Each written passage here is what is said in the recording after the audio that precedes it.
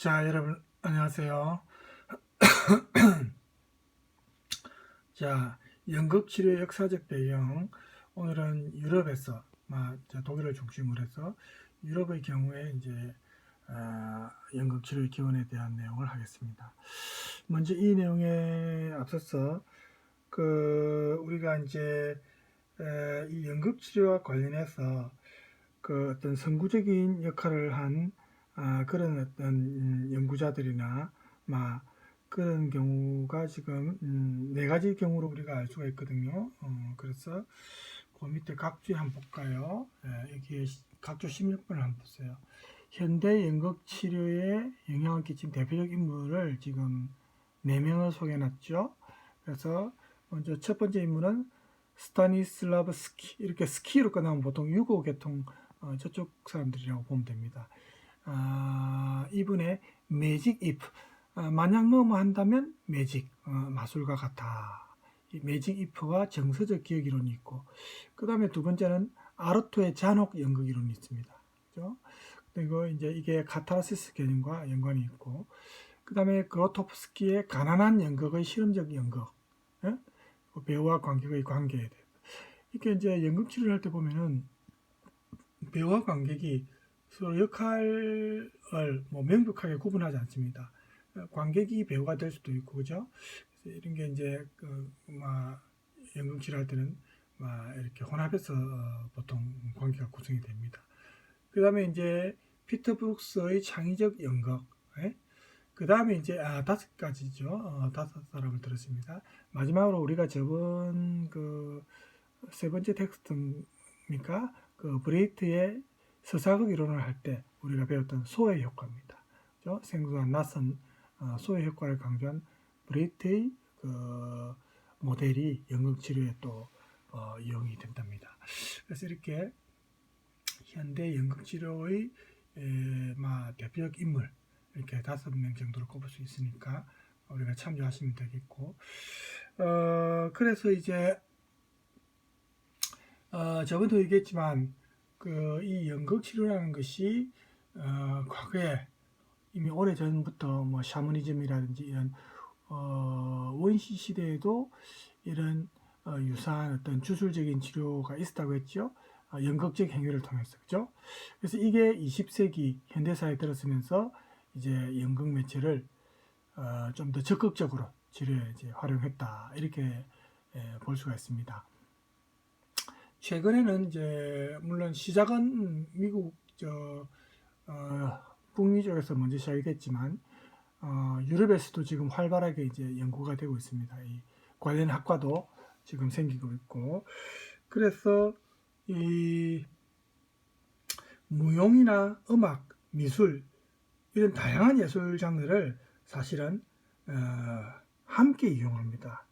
그래서 이게 예술 치료라는 명칭으로 사실은 이미 활용되고 있지만, 이 연극 치료는 조금 다른 게 교육 연극, 연극 교육, 치료극 이런 어떤 명칭을 우리가 보면 알 수 있다시피 사실은 조금 앞서 말한 무용이나 음악, 미술과 같은 그런 예술 치료에서 조금 더 떨어져 나온 신생 분야에 들어갈 수가 있고, 또 예술 심리나 어떤 독창적인 창작이나 임상 실습이나 이런 교육적인 분석이나 이런 걸 모두 함께 병행해야 하는 전문 분야로 이제 발전을 한 것이 연극 치료입니다. 그래서 연극 예술의 기반을 둔 이런 연극 치료는 저번에도 얘기했다시피 미국에서 60년대에 먼저 시작이 됐고, 유럽에는 영국에서 이제 시작이 됐습니다. 미국과 영국이 아무래도 좀 서로 친밀하죠. 그래서 미국에서 유행하면 영국에서도 얼마 안 있으면 보통 유행하고 그렇게 하죠. 70년대 말쯤에 이제 독일에서는 이 연극과 치료가 이제 공동 작업으로 시작이 되었습니다. 그래서 사실은 독일에서는 심리 드라마가 70년대 초에 먼저 시작이 되었습니다. 그래서 이게 우리 말로는 사이코 드라마라죠. 사이코란 말이 들어가면은 우리가 좀 병적이고 이렇게 부정적으로 생각이 쉬운데, 그거는 이제 범죄자의 경우에 그렇고, 이런 치료와 관련해서는 이런 사이코 드라마, 심리 드라마는 긍정적인 효과를 가져오니까 우리가 이름만 듣고 사이코 드라마라 해가지고 사이코패스가 나오는 드라마 아니냐 이렇게 생각하면 안 되겠죠. 자, 그런데 죄송합니다. 기관지가 좀 안 좋았어, 그죠? 그런데 그 당시 심리 드라마가 좀 너무 임상치료 분야에 막 초점을 맞추고 있었습니다. 그래서 연극과의 관계가 사실은 70년대에는 별로 주목받지 못했어요. 그리고 이제 이 연극 교육학이 70년대 이제 독일에서 학생운동이 68 학생운동이라고 여러분 아십니까? 68 학생운동. 우리나라로 치면 민주화운동. 저도 386 세대지만 그 당시에 이제 군사정권 때 시위나 대본을 많이 했습니다. 그래서 우리의 어떤 그 민주화 운동과 조금 비슷하지만 독일의 68 학생 운동이 좀 더 그 분야가 더 포괄적입니다. 그는 정치, 사회, 문화 모든 전반에 걸쳐 이제 개혁을 추구한 것이 68 학생 운동이니까 조금 더 분야가 넓다고 볼 수 있습니다. 어쨌든 이 당시 학생 운동으로 인해서 좀 못 사는 빈곤층 아이들에게 정치적 해방뿐만 아니라 언어 능력과 뭐 이런 갈등, 사회적 갈등 이런 것을 극복할 수 있는 능력을 심어주기 위한 그런 어떤 역할놀이, 사회적 역할놀이 이런 분야에서 먼저 생겨났습니다. 그죠? 그래서 이러한 역할놀이는 그 사회적 행위를 훈련해가지고 이걸 좀 더 예술적 차원으로, 미학적 차원으로 이제 확대시키는 겁니다. 그래서 사회적 관계에 대한 인식도 그렇고 또 그걸 하면서 연기에 대한 즐거움도 느끼도록 그렇게 하는 겁니다. 그러니까 이제 빈곤층이나 이런 사람들이 생계가 좀 먹고 사는 게 더 중요하니까 그런데 이제 신경을 쓰다 보면은 다른 어떤 그 사회적 관계에 있어서 특히 아이들이 좀 신경 쓰지 않으면 굉장히 그 미흡한 분야가 사회적 차원이거든요. 그래서 이런 것을 이제 역할놀이를 통해서 다른 사람들과 어떤 커뮤니케이션이나 막 이런 거를 또 막 배양하게 하고 또 연기를 하면서도 또 즐거움을 느끼게 하고 막 이렇게 한 게 이제 역할놀이라고 볼 수 있습니다. 그래서 그 당시에 이제 사회적 이슈들에 대해서 다양한 어떤 관점으로 비판적 토론을 활성화하는 그런 교육적 목표로 만들어진 게 이제 이 역할놀이 연극이었습니다. 우리 184쪽을 한번 넘어가 볼까요? 보면은 네. 80년대 와가지고는 민중극이라고 독일어로 이제 폴크스테아트랍니다. 우리가 폴크하면 독일차 이제 여러분 폭스바겐이라고 좋아했습니까? 폭스바겐 할 때 이 폭스가 이겁니다. 그래서 이게 민중, 국민 이런 뜻인데 독일어로 바겐이 차란 뜻이거든요. 폭스바겐 하면 우리말로 국민차 뭐 이렇게 돼버리는데 폭스테아트 하면 민중극, 국민극이라면 좀 이상하죠. 국민은 국민 대표, 국민이란 말을 이제 조금 신중하게 써야 됩니다. 그죠? 민중극이라고 이제 보통 번역을 합니다. 80년대 와서 이 민중극 혹은 어릿광대극, 클라운이라고 하는데 이제 영어에서 온 표현이죠. 거리극, 슈트라센테아트. 슈트라센이 영어의 스트리트입니다. 거리극. 이런 게 이제 사람들이 주목했는데 특히 억압받는 사람들의 연극. 아무래도 하류 빈곤층에 해당되겠죠. 이런 사람들의 연극 그리고 이것을 모델로 한 그 포럼 연극 이런 게 이제 아까 우리 그 연극 치료 대표자 중에 아우구스토 보아르라고 있죠. 이 사람이 대표적 인물입니다. 이 보아르의 연극은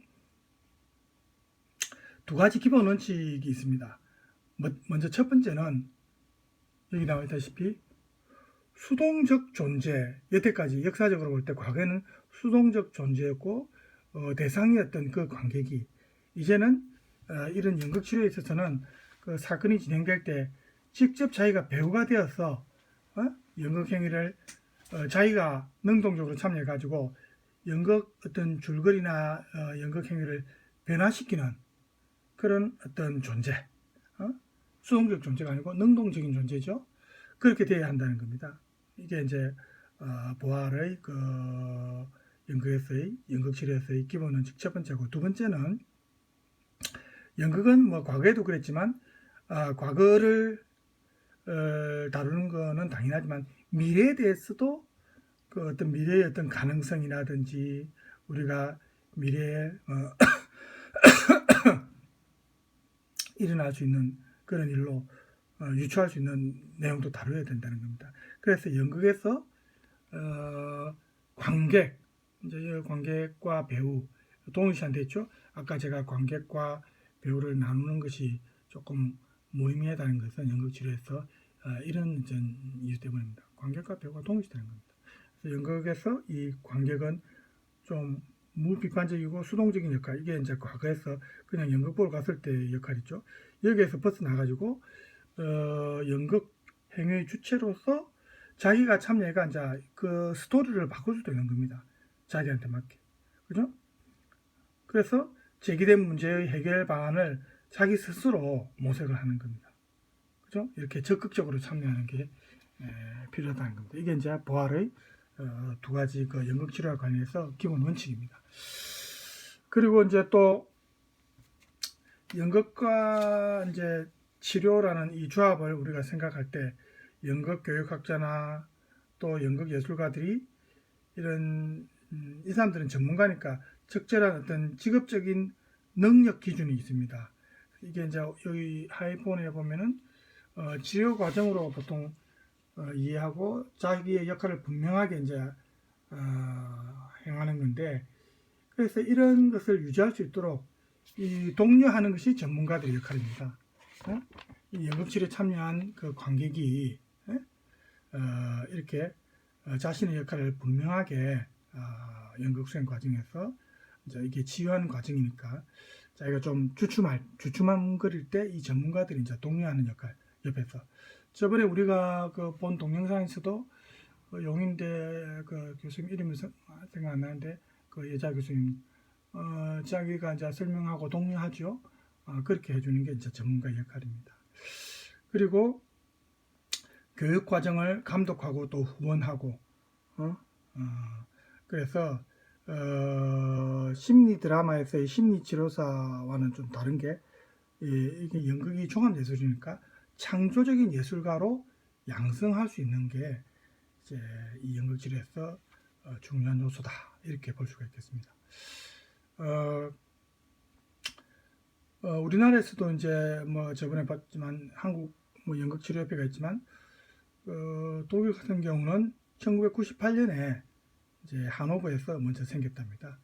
그래서 이게 연극 치료라는 게 어쨌든 역사가 그렇게 오래되지 않았다는 것을 우리가 이 시대를 보면 알 수가 있어요. 그죠? 그 다음에 이런 연극 치료의 어떤 조건과 성과에 대해서 잠깐 보도록 하겠습니다. 연극은 우리의 그 현실, 일상생활에서 혹은 또 우리의 실제 경험과는 조금 거리가 있는 그렇게 이제 좀 현실과 유리된 그런 놀이라고, 이제 연극 치료에서는 그런 놀이라고 생각을 해서는 안 되겠죠. 그렇게 하면 뭐 좀 적극적인 참여가 쉽지 않죠. 그래서 이제 연극 치유와 관련해서는 이런 생각을 버려야 됩니다. 다양하게 이제 연극에서 보면은 그 배우라든지 이런 게 다양하게 묘사되고 또 그렇게 이야기된 장면을 통해서 좀 더 가공되고 또 그렇게 이제 참여한 사람이 자기가 경험한 그런 장면을 일상생활처럼 재구성하는 겁니다. 그죠? 그러니까 이것이 일상세계의 한 부분처럼 그렇게 우리가 생각하고 연극 치료에 임해야 된다는 겁니다. 그래서 아까 말했던 그 역할극, 그죠? 다양한 역할, 이런 게 일상생활에서 일어날 수 있다는 거죠. 그래서 그런 걸 이제 참여하는 사람들이 생각하고 좀 더 적극적으로 그 연극치유에 임해야 될 거죠. 그래서 치료적 관점에서 볼 때 이 드라마가 다른 현실을 묘사하고 있다. 즉 현실과는 다른 드라마적 진실이다. 이렇게 이제 보는 거는 서사극적 그 브레이트의 입장에서 소외 효과에서 생각할 수 있는 그런 관점입니다. 그죠? 그래서 그 연극 치유가 딱 한 가지 방식만 있는 게 아니고 다양한 방식이 있는데 브레이트의 소외 효과는 이제 지금 우리가 하지 않으니까 먼저 생각할 필요가 없겠죠. 자, 186쪽을 한번 봅시다. 186쪽에 보면은 연극 치료 작업이 4가지 기본 원칙이 있다고 되어 있는데, 자, 여기 있죠? 한번 볼까요? 우선 첫 번째는 드라마의 역설, das Paradox des Dramas. 파라독스 하면 이제 영어의 패러독스나 그 단어입니다. 그래서 역할이나 장면을 통해서 그 만들어진 어떤 거리감, 이게 환자들에게 오히려 보다 인간적인 친근감을 가져다 줄 수 있다. 두 번째는 드라마의 변형된 잠재성, 즉 드라마가 경험의 변화와 이와 동시에 자기와 타자 간의 어떤 경험에서 변화를 가르게 한다. 그러니까 우리가 드라마 같은 인생이다 이런 표현에서도 알 수 있다시피 그렇게 일반적인 경험이 아닌 그런 경우를 이제 보통 드라마라고 말을 하지 않습니까? 그죠? 그래서 자기가 평소 때는 경험하지 못한 그런 다양한 어떤 경험, 그죠? 이게 경험이 변합니다. 그죠? 다른 사람들이 경험한 걸 자기도 경험할 수 있다는 거죠. 그러니까 자기가 참여하면서 이런 자세로 이제 임해야 되는 겁니다. 그래야 이제 치유 효과가 있죠. 그 다음에 세 번째는 이 드라마의 상징적 특성입니다. 그래서 환자들의 그 생활에서 실제 사건들과 관련을 맺고 있는 것과는 반대로 이 드라마라는 것은 상징적인 내용이니까 개인적인 문제와 포괄적 논의 가능성을 제공한다. 그러니까 좀 더 자기가 경험하지 못한 것을 이런 드라마의 어떤 다양한 어떤 상징성을 통해서 자기가 상상하면서 참여할 수 있는 거죠. 그렇게 하면 치유 효과가 있다는 거죠. 그러니까 실제 자기가 현실에서의 생활에서는 치유할 수 없는 분야를 자기가 드라마를 통해서 다른 사람의 이런 경험, 자기한테 응용할 수 있는 그런 경험을 이제 활용할 수 있다는 겁니다. 그래서 행위놀이를 통해서 좀 새롭고 현실과 동떨어진 그런 뜻밖의 문제들을 이제 해결하는 걸 자기가 경험할 수 있는 겁니다. 그죠? 다른 사람의 어떤 그 경험을 자기가 활용할 수 있는 거죠. 그죠? 드라마에서 본 내용이라든지 아니면 옆에 전문가가 이런 사례를 소개하면서 자기가 마치 이제 그 사람의 경험을 체험한 것처럼, 그죠? 그렇게 상상할 수 있는 거죠. 자, 마지막으로 영업치료 작업은 잠깐만요. 이게 왜 이쪽으로 넘어가지? 자, 186쪽이죠.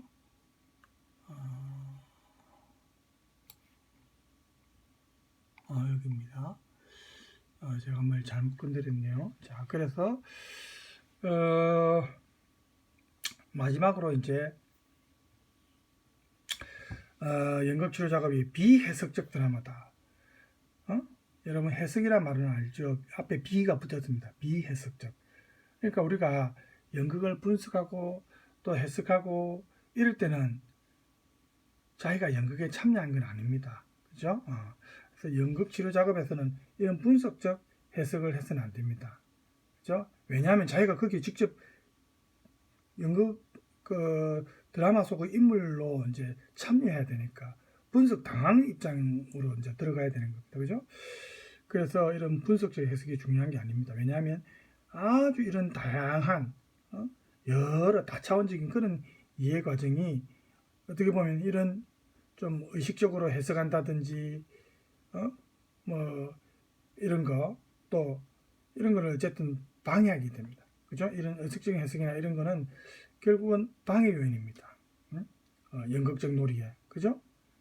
그래서 비해석적인 드라마다. 연극 치료와 관련해서는 그렇게 봐야 되겠고, 그 다음에 이 연극 치료 작업에서는 오히려 작가나 연출가가 묘사하는 인물을 자기가 그 인물에 대해서 이해하는 게 좀 더 필요하다, 이렇게 볼 수 있고, 그래서 연극 치료 작업은 일종의, 이게 말하는 그 이제 보세요, 표현이 조금, 슈필 인 슈필은 영어로 쓰면 플레이 인 플레이입니다. 놀이에서의 놀이입니다. 슈필 인 슈필, 영어로 플레이 인 플레이라는 뜻입니다. 놀이에서의 놀이. 다시 말해 삶의 드라마, 우리 인생 삶의 드라마에서 드라마 작업을 하는 일종의 드라마다.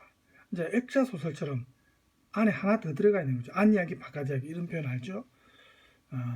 그래서 이런 게 일종의 창조적 행위놀이인데, 이러한 놀이 공간은 결국은 어떤 성찰이나 어떤 변형이나 또 통합의 공간을 제공해 주는 것이 이런 놀이 공간입니다. 그래서 이 안에서 자기가 다양하게 직접 참여해 가지고 다른 사람의 경험을 연기를 하고, 이렇게 하면서 이제 치료 효과를 거둘 수 있다는 거죠. 자, 그 다음에 조금만 더 하고, 여러분 텍스트만 보면은 조금 지루할 수 있으니까, 저번에 제가 준비한 두 번째 영상은 요 이제 연극 치료의 조건과 성과 내용을 마치고 잠깐 보도록 하겠습니다.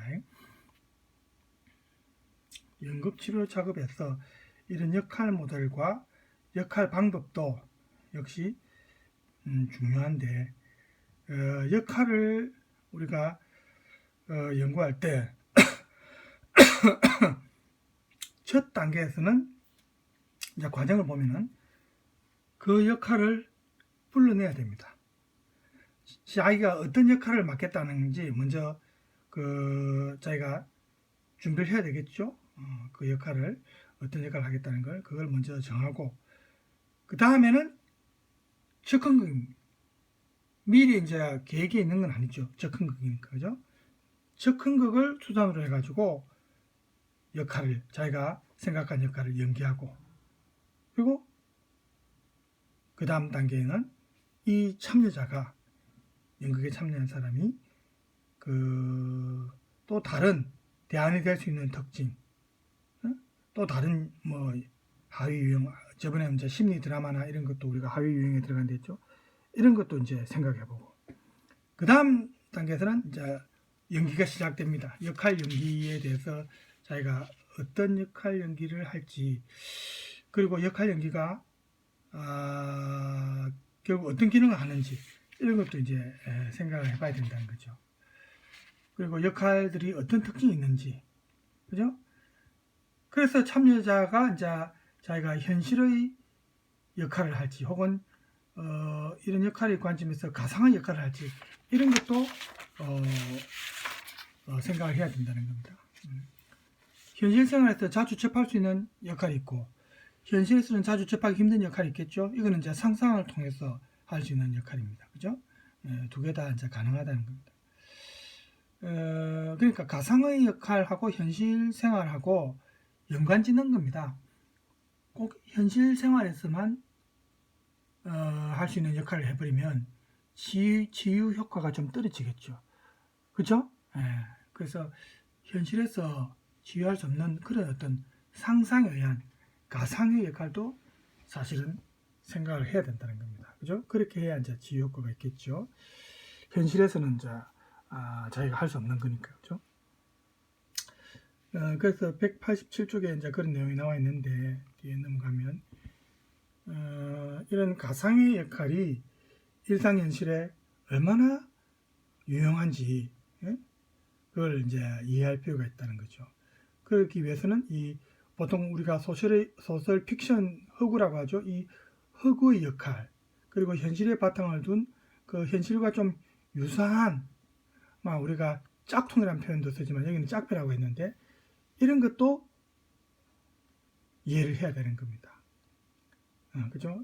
이렇게 다양하게 현실을 벗어난 어떤 가상 역할까지도 수용할 수 있어야 이제 치유 효과가 있는 거죠. 그래서 이러한 관계는 그 다음 단계에서 참여자가 이러한 다양한 자기가 했던 역할들이 어떻게 서로 통합되는지도 이제 생각을 할 수 있는 거죠. 우리가 변증법이라는 그때 브레이트의 연극할 때 변증법적 연극이란 말을 했죠. 정반합, 그죠? 이런 변증법적 연극과도 좀 유사한 과정이죠. 보면은 현실의 역할, 가상의 역할, 그리고 나중에는 이게 두 개 다 통합되는 거, 그죠? 그런 것도 이제 인식을 하는 겁니다. 그래서 마지막 단계에 가면은 이제 이런 이제 모든 걸 이제 통합해 가지고 마지막에 가서는 이게 자기가 살고 있는 그 사회와 연관을 지어야 되겠죠. 사회적 모형 만들기입니다. 자기가 이때까지 쭉 탐색해 온 것이 무엇을 의미하는지, 또 사회적 환경에서 다른 사람의 역할 행위가 어떤 영향을 주는지, 이런 걸 이제 찾아내는 겁니다. 그래서 이러한 역할 방법이 실제 생활에서 보면 다양한 방식으로 좀 응용도 되고 변화되고 또 각색되고, 그죠? 이렇게 이제 될 수 있는 거죠. 그 다음에 이제 아까 제가 말했던 마지막이 연극치료의 이제 또랑님이 이제 저번에 우리가 브레이트의 서사극에서 배웠죠. 거리두기, 그죠? 거리두기. 정확히 말하면 이 거리라는 것은 미적 거리입니다. 미학적, 이제 미학이란 말이죠. 미학적인 거리두기입니다. 미학적이라면 예술적이란 말과 거의 의미가 비슷하다고 보면 됩니다. 이 개념은 브레이트의 소외 효과, 서사극에서 소외 효과. 저번에 말한 내용 기억납니까? 생소와 낯선. 그러니까 자기가 이제 지금까지 굉장히 관습적으로 당연하다고 생각했던 것을 반대로 왜 그럴까? 그 이유를 생각하고 좀 낯설게 느끼는 겁니다. 그렇게 해야 연극을 보러 간 사람들이 거기에 대해서 좀 더 깊이 생각하게 되고, 우리가 낯설고 생소하면은 거기에 대해서 좀 더 관심을 갖고, 그죠? 탐구하고 탐색하지 않습니까? 그게 이제 소외 효과를 했죠. 그래서 브레이트 이 소외 효과와 연관된 그 접근 방식이 이 거리두기나 미적 거리입니다. 그래서 일상 현실과는 좀 대비되는 연극에서의 현실. 그래서 연극에서의 현실에서 이루어지는 작업이다, 이렇게 이제 의식을 하는 거죠. 그래서 이렇게 거리두기가 크면 클수록 더 쉽게 문제에 접근할 수 있고, 무엇인가 새로운 것을 좀 더 깊은 차원에서 경험할 수 있게 해준다. 그래서 연극치료 접근 방식에서 이렇게 참여한 사람들이 그 제시된 문제에 대해서 독자로서 기능하는 것이다. 그래서 거리두기 효과는 참여자가 제시된 문제를 어떤 성찰을 통해서 좀 더 다른 관점에서, 즉 어떻게 보면 여기 가로 안에 있는 것처럼 역할 바꾸기입니다. 다른 관점에서, 그죠? 그러니까 관객과 배우의 역할이 딱 구분되는 게 아니랬죠. 관객이 배우가 될 수 있는 거라고 했죠. 역할 바꾸기입니다. 그래서 이런 역할 바꾸기에서 새로운 관계를 맺을 수가 있고, 자기 자신이나 또 주제에 대해서 어떤 관점을 새롭게 창조하는 것을 가능하게 해주는 겁니다. 그래서 여기 이제 부연 설명이 되어 있지만, 우리의 일상적인 삶에 대한 상상력을 자극하는 겁니다. 그래서 상상에 의해서 다른 세계를 볼 수가 있죠. 그리고 그 다른 세계를 탐색하는 수 있죠. 이렇게까지 나아가는 겁니다. 그래서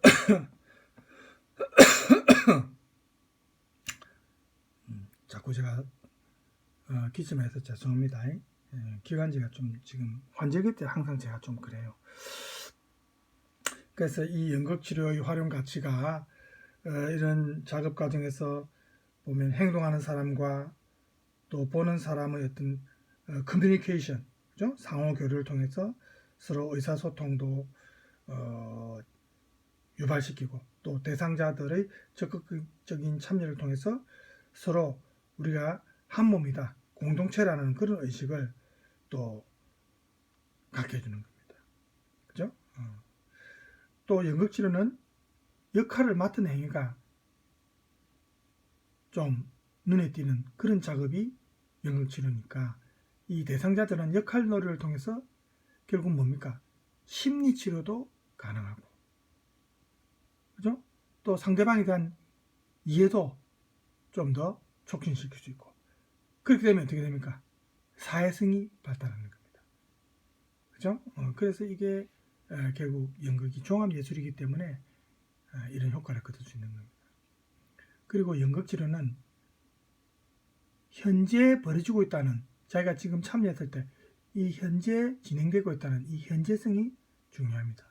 즉, 그래서 아까 연극치료할 때 즉흥극, 그죠? 즉흥극의 형식으로 한다 했죠. 이게 결국 라이브 아닙니까? 그죠? 생생한 경험인데, 이러한 즉흥적인 표현은 우리 인간의 연극적인 상상력, 그리고 자기도 모르게 자기한테 숨어 있었던 어떤 창의성, 이런 것을 촉진시킬 수 있는 겁니다. 그죠?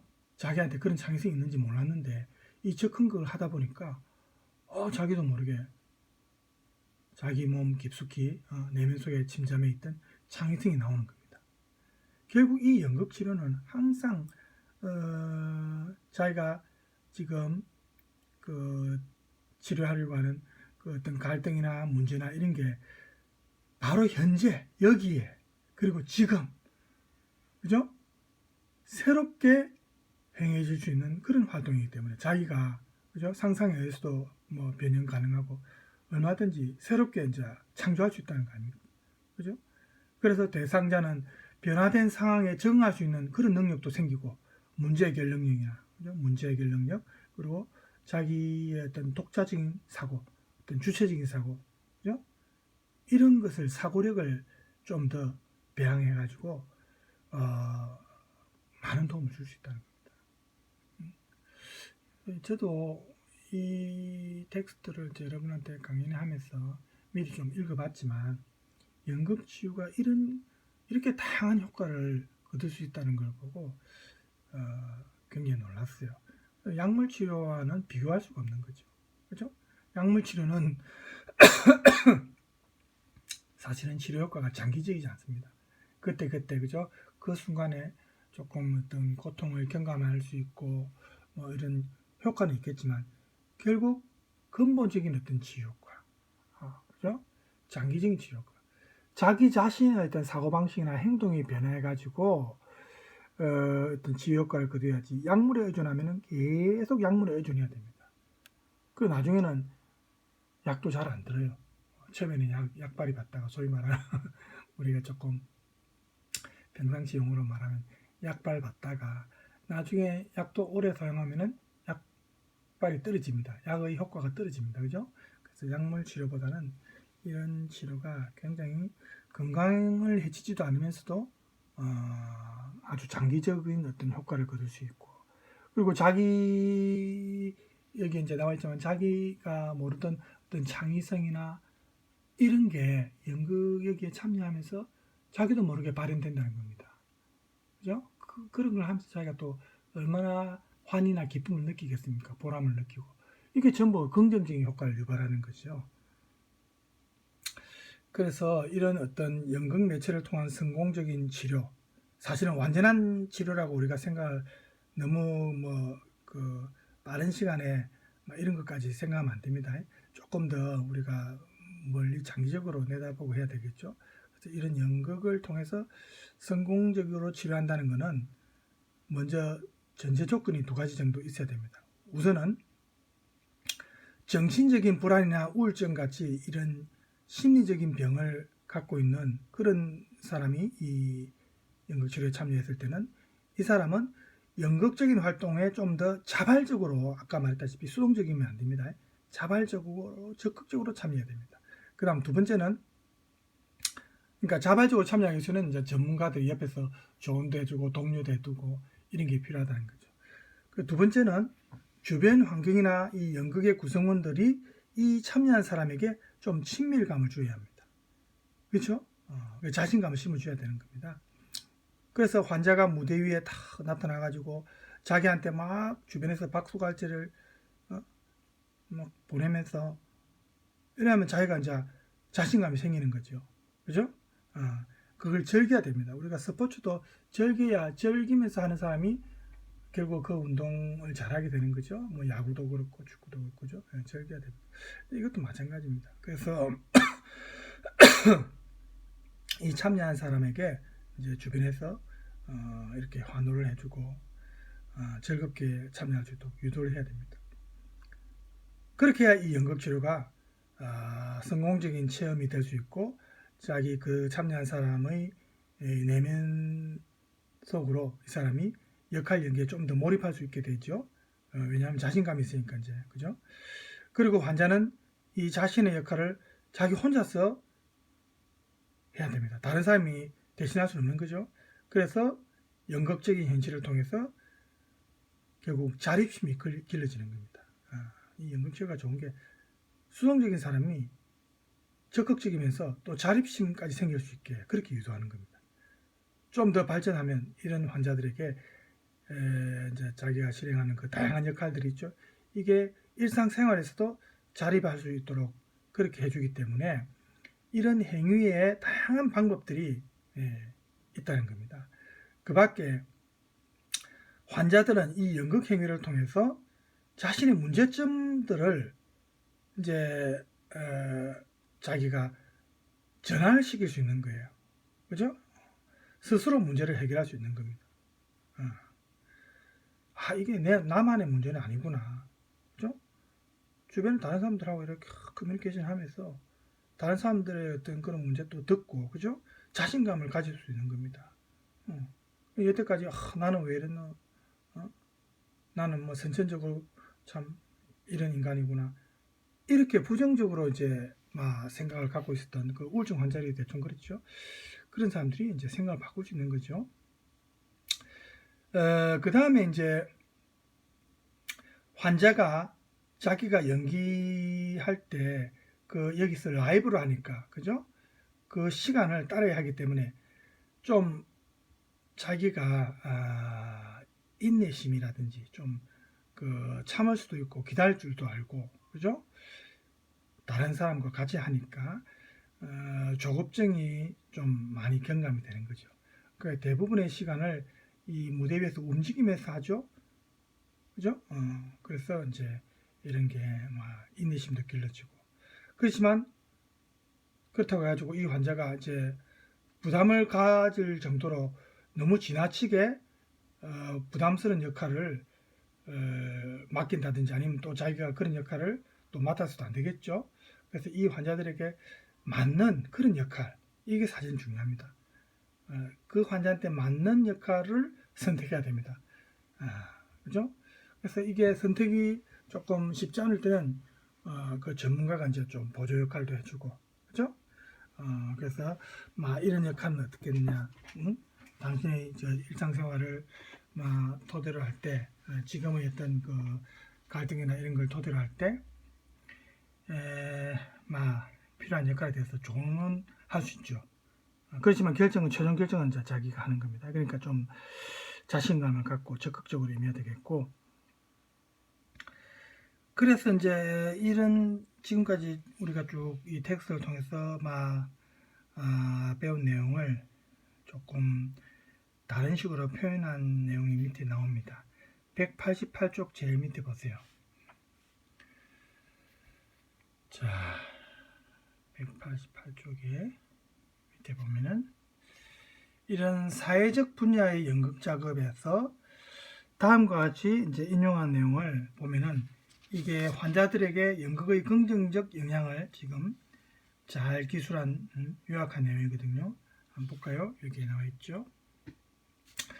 연극 작업은 본질적으로 개인적인 놀이 공간을 확장한 거다. 이렇게 볼 수 있습니다. 개인적인 놀이 공간을. 그래서 이것은 결국은 뭡니까? 우리가 어릴 때 소꿉놀이하고 뭐 여러분 시기 때는 뭐 유치원도 아니고 어린이집이나 유치원 다니고 뭐 그러니까 그 안에서 보통 하겠죠. 제가 어릴 때는 유치원이나 뭐 어린이집이 없었을 때니까 그냥 동네에서 비슷한 또래 아이들하고 어울려가지고 뭐 흑장난하고 소꿉놀이하고 이랬어요. 저는 뭐 여자가 아니니까 소꿉놀이는 아니지만 어쨌든 그렇게 어울렸는데 여러분들은 이제 어린이집이나 유치원에서 보통 같이 공동체 생활을 했겠죠. 어쨌든 이런 게 결국 뭡니까? 교제 능력과 상호 관계를 맺는 능력을 필요로 하는 거 아닙니까? 그죠? 그리고 표현 능력, 자기 의사를 표현할 때, 그죠? 뭐 바디랭귀지, 육체를 통해서, 또 혹은 흉내내는 걸 통해서, 그리고 말하는 언어를 통해서, 그죠? 표현을 하는 능력, 이런 걸 또 증대시킬 수 있고, 집중력도 높일 수 있고, 적응력과 또 반대로 저항하는 능력도, 그죠? 자기 의사와 다를 때는, 자기의 생각과 다를 때는 거기에 대해서 반대 의견도 표현할 수 있어야 되는 거 아닙니까? 그죠? 그래서 이런 다양한 능력을 훈련하는 겁니다. 그죠? 그리고 반응력이 또 증대됩니다. 어떤 내용에 대해서 자기가 이거는 저항을 하든 적응을 하든 어쨌든 반응력입니다. 그죠? 증대되고 상상력과 또 만드는 능력, 형상력이라고 조금 어려운 표현을 썼는데, 그죠? 어떤 형성하는 능력이죠. 그래서 이런 것도 다 강화됩니다.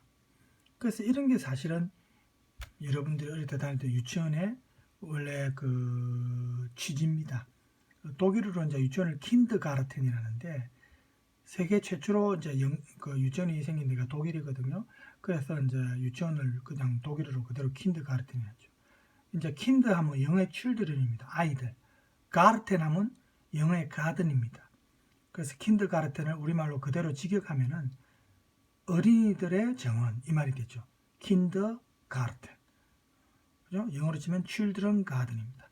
어린이들의 정원입니다. 즉 유치원에서는 사실은 문자나 언어나 이런 걸 가르치면 안 된다는 겁니다. 그죠? 근데 우리는 너무 우리나라는 학구열이 높아가지고 유치원 때부터 뭐 심지어는 영어 단어까지 배우고 뭐 이렇게 하죠.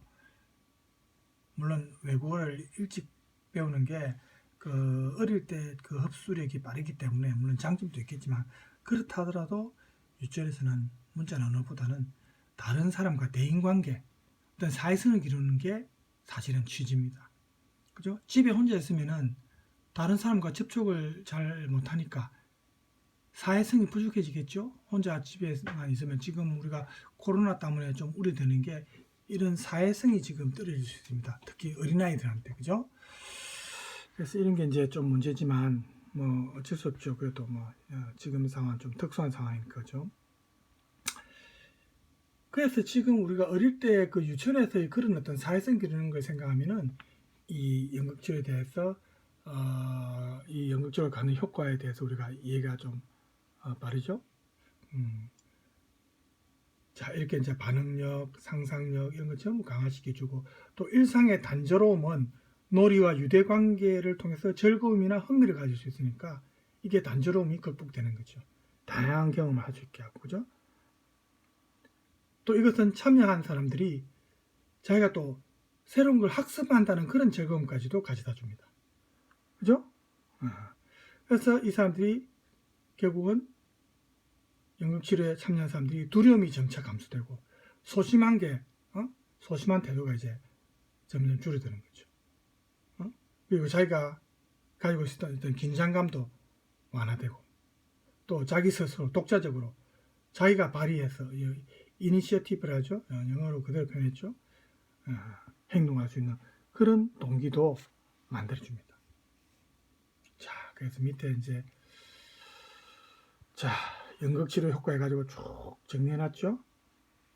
자, 여러분 읽어보세요. 이거 또 뭐 다시 제가 반복해서 설명할 필요는 없겠죠.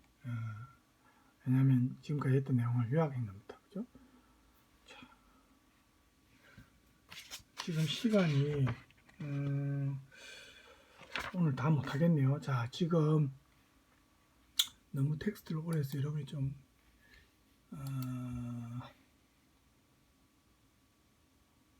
동영상을 준비한 거 하나 보여드리겠습니다. 저번 시간에 해서 두 번째입니다.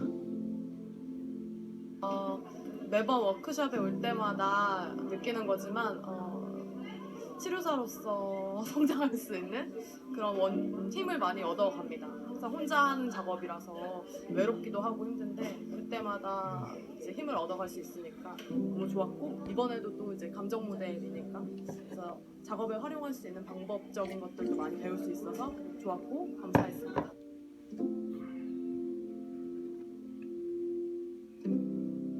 오늘 나의 목적은 여러분들이 슬픔을 제대로 인식하는 것, 첫 번째. 그 다음에 슬픔을 연극치료에서 활용하는 방법을 잘 배우는 것. 이게 중요한 나의 목표입니다.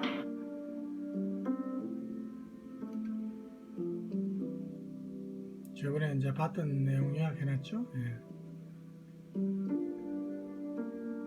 네, 잘하셨어요. 이야기 하나를 골라갖고 왔습니다. 내가 가져온 이야기는 그리스 신화의 데메테르 이야기예요. 이게 연결이 이렇게 되는구나. 사실 그리스 신화의 데메테르는 보통 그 곡식과 관련된 그런 여신이죠. 그 이제 사계절, 계절과도 관계된 그죠? 그 데메테르의 딸 페르세포네입니까? 그 지하의 신, 죽음의 신하는 하데스한테 납치돼 가지고 가는 바람에 이 데메테르 어머니가 딸을 잃은 슬픔에 그죠? 딸을 계속 자꾸 태양 헬레우스한테도 묻고 뭐 이러다가 나중에 이제 하데스한테 납치된 걸 합니다. 그래서 이 데메테르가 슬퍼하고 막 이렇게 하는 동안에 막 대지의 곡물들도 시들고 뭐 이런 내용이 나오죠, 신화에서. 데메테르 여신은 이제 그 경작과 관련된 여신이다 이렇게 볼 수 있습니다. 새로운 발견을 했어요. 나는 오늘 데메테르를 하고 싶었어요. 추상명사로 받아들이기 때문에 정서적인 접근이 되어서 사람들이 쉽게 들어갈 수가 있는 통로가 돼요. 역할과 감정에 대한 나 나름대로의 해석이었습니다. 연극치료는 관계를 중점적으로 보는 겁니다. 왜냐하면 우리의 문제는 살면서 생긴 거지 머릿속에 생긴 게 아니에요. 살면서 생겼다는 것은 명백한 대상이 있다는 거예요. 그리고 그 대상은 거의 99%가 사람이에요. 그래서 관계 점검이라고 할 때는 그 사람의 대상되는 사람을 확인하는 것이 또 중요한 작업이 돼요. 오늘 슬픔이라는 감정을 갖고 여러분들이 경험을 할 때 부탁인데, 치료사는 매 작업마다 사랑을 까셔야 됩니다. 보이지 않는 사랑을요. 사랑. 데메테르가 사랑을 딸에게 200%를 준 거죠. 그렇기 때문에 딸이 사라졌을 때 절망감과 좌절감, 분노는 최고를 달했던 거예요. 이게 상실이고 사별의 경험에서 반드시 나오는 거예요. 그래서 그거를 마음껏 표현하는 것이 많이 도움이 되는 거 틀리지 않습니다. 데메테르는 여신입니다. 여신이 배워보는 작업부터 시작을 해볼 거예요. 여신. 누군가랑 부딪히세요. 그럼 건방지게 찔러보시고 시작하시면 됩니다. 아주 오만하게.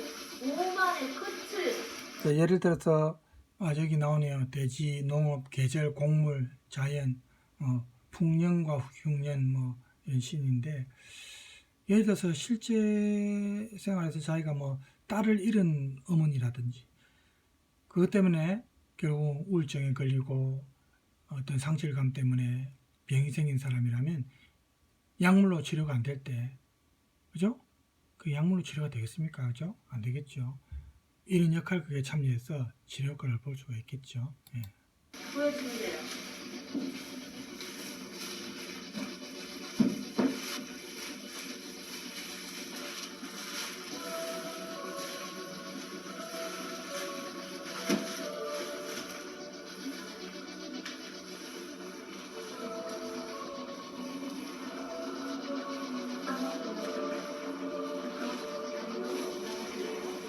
그냥 곁에 있는 거, 온 사방을 내가 아는 모든 곳에 가서 딸을 찾겠죠. 하지만 보이질 않아요. 딸은 밑에 있기 때문에. 지하에 있죠. 그리스 신화에 의하면 하데스 데메테르가 죽음의 얼마나 신 지하세계 슬퍼했는지 데려갔기 때문에. 온 세상은 전부 다 겨울로 뒤덮이고 말았어요. 그러니까 슬퍼할 짝이 때 틀 수가 없었어요. 그 대제 여신이니까 이제 이 여신이 슬퍼할 때는 대지의 곡물들이 제대로 성장하지 못하고 죽고 말라 죽고 이렇게 됐다는 겁니다. 슬픔은 말로 할 수가 없어요. 네, 다시 말하지만 가장 진실되게 상실감을 슬퍼해 보세요. 시작하세요. 이 상실감을 자꾸 숨기고 억누르려고 하면 안 된다는 겁니다. 오히려 표현을 해야 된다는 거죠. 몸속에 있는 거를 표현을 해가 밖으로 끄집내야 되는 겁니다. 배출을 시켜야 된다는 거죠. 그렇게 해야 자기가 오히려 나중에 위로를 받으면서 치유 효과를 거둘 수 있는 거죠. 그걸 계속 꾹꾹 자기 몸속에 눌러놓으면 병이 되는 거죠. 예.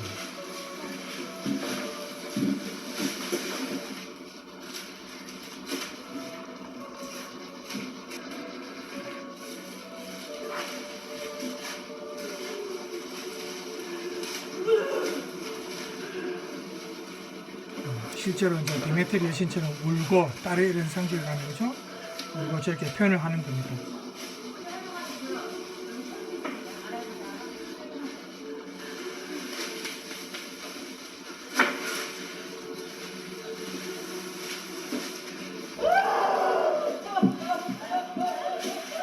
대승통곡을 하네요.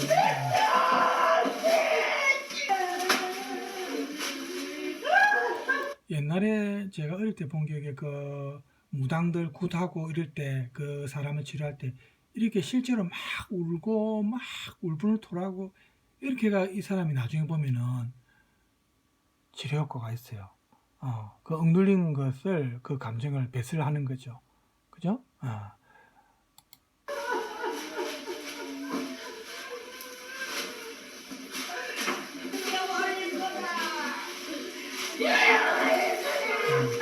조금 넘어갈까요?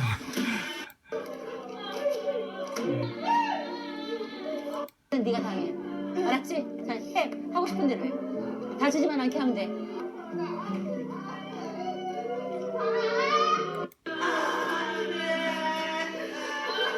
조금 넘어갈게요. 우는 장면은 조금 넘어갑시다. 네.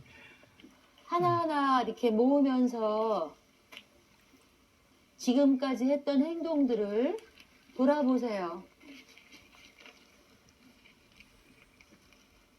내가 얼마나 불쌍한지. 자기 애도입니다. 자기 애도. 예. 너 왜 그때 당했어? 바보같이.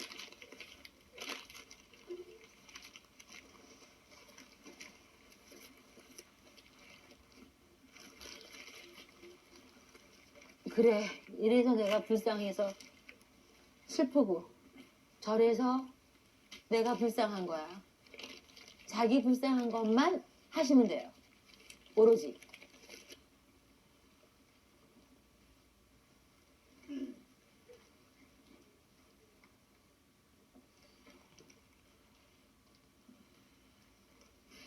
자기가 불쌍한 첫 번째 대상은 늘 부모예요. 알겠지만. 엄마하고 아버지 관계없어요. 둘 중에 한 사람도 괜찮고 또는 나는 부모보다 할머니, 할아버지다, 삼촌이다 관계없어요. 그 사람, 상대방으로 인해서 내가 불쌍했던 기억을 떠올려 보세요. 너무 많아요. 넘쳐요, 넘쳐요. 그렇죠. 그 핵심은 그래서 이런 거 보면 이제 어릴 때 아동학대, 부모들의 아동학대, 그 아동의 전체 인생을 이제 결정짓는 거죠. 심한 경우는 이제 뭐 자살이라든지 생을 마감할 수도 있고, 그죠? 그래서 이런 걸 보면은 어릴 때 막 부모로서 자기 자녀에 대해서 좀 인내심을 갖고, 그죠? 부모가 이제 인내심을 갖지 못하면 안 되죠. 예, 그래서 이런 거 보면 참 우리가 그런 걸 많이 느낄 수 있습니다. 예. 아까도 말했지만 버림받을까봐 입니다. 그 그리고 학대 당하는 아이는 방금 교수님 말씀하시는 것처럼 언제든지 버림받을 수 있고, 그죠? 또 육체적인 어떤 피해도 겪을 수 있지만 언제든지 자기를 떠날 수 있고 이런 마음을 가지니까 항상 불안한 거죠. 그 아동 입장에서는. 이것이 다른 말로 하면은 나한테 열등감이에요. 그게 왜 오빠만, 왜 나는 이런 것들 복잡한 그런 자존감이 것들, 없어지는 겁니다. 그 거기에 아동이. 대해서 지금 그죠? 여러분들이 들고 있는 거 걔를 쓰다듬어 주세요. 너 참 불쌍해. 자기, 아버지가 없다고 자기의 놀림 도죠. 받았던 것도 불쌍한 거고 스스로 엄마가 위로하는 겁니다. 나한테 따뜻하게 안 해준 것도 불쌍한 거고 너무 불쌍해요. 엄마하고 아버지 또는 보호자와의 관련된 모든 불쌍한 것으로 자기를 슬퍼하세요. 자, 그 만지던 손으로 나를 만지세요. 나를. 아무데나. 알아서.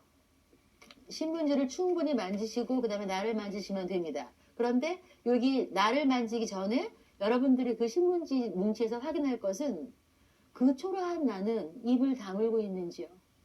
아니면 눈물을 흘리고 있는지요? 아니면 엎어졌는지요? 눈을 감고 있는지요? 고개를 숙였는지요? 정확히 보세요. 그러시고 초라한 나를 불쌍히 여기세요. 이건 뭐냐 하면은 위로가 아니라 그래 너 정말 불쌍해 이거예요. 너 정말 불쌍해 그거예요. 우리는 부모한테 받은 것은 그게 묘하게 그렇게까지 길게 반추하지 않아도 돼요. 그런데 타인에게서 받은 상처가 생각보다 커요. 근데 그것을 다 부모에게로 탓을 돌려서 그런 거지 이 친구들과의 관계 정말 모르는 사람들 이런 게 생각보다 엄청나게 커요. 사랑을 했는데 배신을 당했어요. 결혼을 했는데 이혼을 할 수밖에 없는 상황이 됐어요. 취업을 했는데 상사한테 당해요. 이 모든 것까지 다 여기다가 녹이세요. 불쌍한 나. 불쌍한 나. 여기에는 두려움도 포함시키세요. 자, 이제 신문 뭉치를 놓으시고요. 돌아오겠습니다. 호흡을 크게 3번만 들이마시고 내쉬고 3번을 알아서 반복하세요. 들숨과 날숨을 3번 반복을 해랍니다. 나는 더 이상 살아갈 힘이 없어. 난 죽을 것 같아. 하면은 그냥 그 자리에서 쓰러지시면 내가 사인으로 할게요. 죽었다가 다시 태어나는 거죠. 환생. 고맙습니다. 그럼 일어나시는데 새로운 그냥 인간을, 일어나시지 말고요. 다시 살아가기로 다 결심을 한 거예요, 여러분들은요. 그죠? 새로운 인간으로 태어나는 겁니다. 그죠? 자, 지금 시간이 57분, 58분이네요. 너무 오래 하면 여러분이 또 집중력이 떨어집니다. 지금 조금 한 5분 남았지만 여러분 요 유튜브 주소 제가 보여드리겠습니다. 요 주소에 들어가서 남은 5분은 12분 38초까지 제가 지금 보여드렸거든요. 남은 부분 혹시 관심 있는 사람은 요 주소에 들어가서 남은 부분 보기 바랍니다. 자, 오늘 오랫동안 수업 들으신다고 수고 많았습니다. 자, 남은 시간 좀 편안하게 쉬기 바랍니다. 감사합니다.